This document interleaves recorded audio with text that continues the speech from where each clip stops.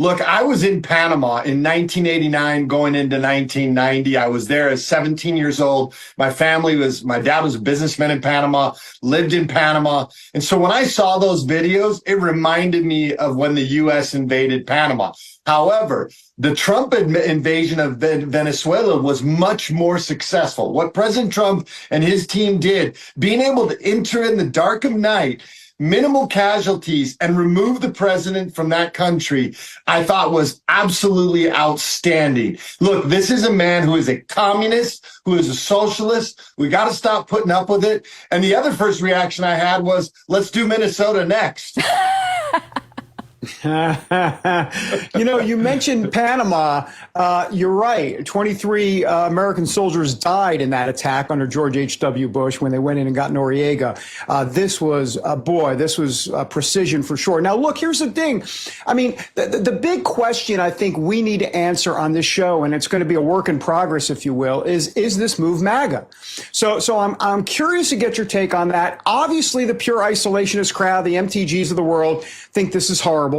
And there's a slice of MAGA that's not going to like this.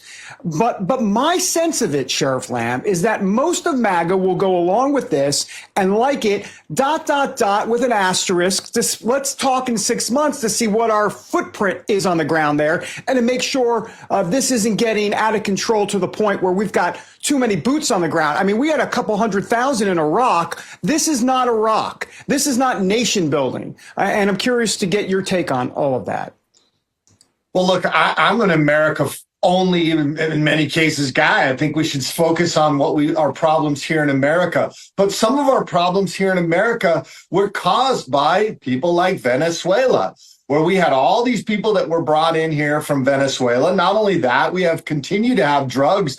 We saw the drug boats that were coming in here. Think about the ones we didn't catch. All the drugs coming in here. We've got cartel guys in Mexico that I would love to see removed through in the dark of night. We've got to stop the flow of drugs into America. The average person in this country does not see firsthand the effects of what people like Maduro and the cartel guys bring into this country and the devastation it wreaks on American families. That is why I want to see us eradicate evil in this world, he being one of them, along with the drugs that he was purveying. And I think this is a message to other cartel members.